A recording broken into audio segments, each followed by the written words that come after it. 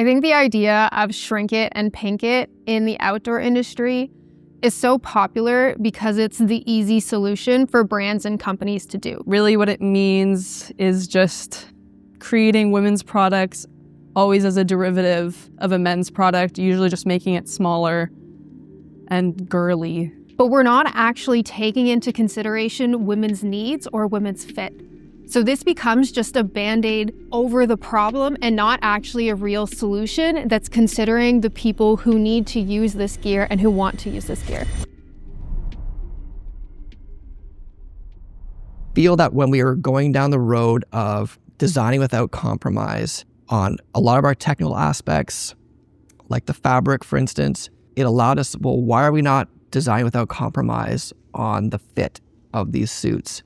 And so that led us into community-sourced a survey. I expected feedback. I didn't expect the amount of feedback that we received. The fact that there are over 500 people who are willing to complete this survey for us.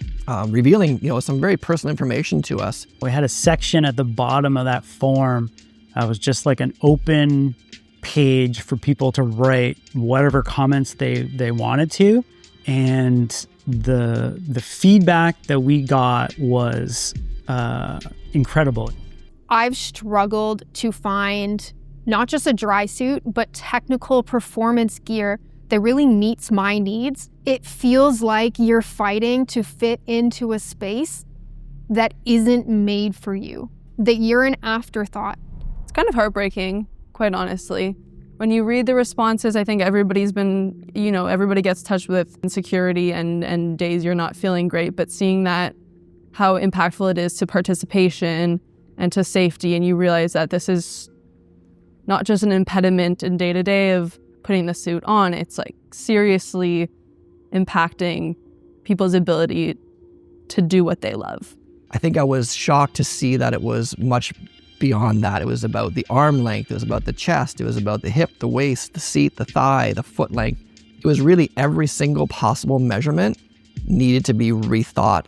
We weren't even close. And in fact, nobody in the industry had a suit that was even remotely acceptable for a fit for a female body type. And the responses were so overwhelming that we actually went back to the drawing board. And it was such an important endeavor for us that we actually delayed the launch of this new dry suit because we didn't feel we had it done right.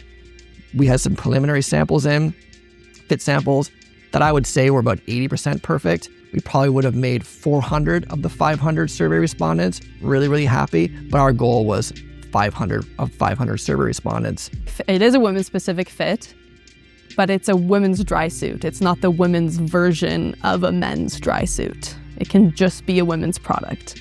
I think that reframing was really important when you think of from scratch, because then you're no longer thinking, again, in relation. You're just thinking about the needs of the end user. So it really shocked me that it wasn't just a matter of like, okay, let's adjust the hips in, let's adjust the waist or make the sleeves a bit longer. It was a full revamp of the pattern of this dry suit. We were doing things on seams and seam allowances on the back of that suit that I've never done before on a garment. Wearing a dry suit that was designed for my body, for women in general, it's a kind of a surreal experience. Having the opportunity out of the box to put on gear that I can perform in, that I don't have to think about. The biggest kind of thing for me is the difference that it makes mentally for me throughout the day. When we went through this design process of the updated Freya, it really changed the way that we are looking at everything that we design for women. Ultimately everything we design, period. This is how our new approach for everything that we do, everything we design here for females. And you'll see that come out in the next few years. This isn't the end of the journey, it's just the beginning. More is coming.